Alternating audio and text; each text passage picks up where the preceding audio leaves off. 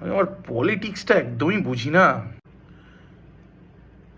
দেখ কি কাণ্ড, কর্পোরেশন থেকে ট্যাক্সের ডকুমেন্ট পাঠিয়েছে, ডিউ ট্যাক্স।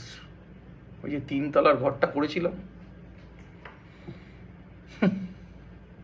একেই ট্যাক্সের এখন সমস্যা, তার মধ্যে আবার এই ভোট। তোরা আবার লেগে আছিস এই পার্টি আসবে ওই পার্টি আসবে। কোনো পার্টি আসলে আমার কী লাভ?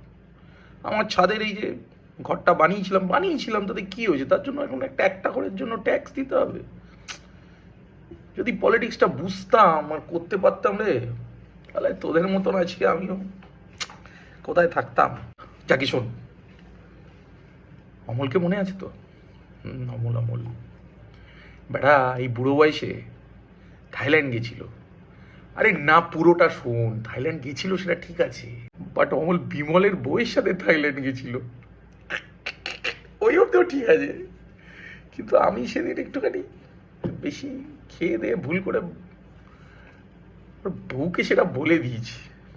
তারপর থেকে ওদের কেস তো একদম কোর্টে চলে গেছে, ডিভোর্স হয়ে যাবে মনে হচ্ছে।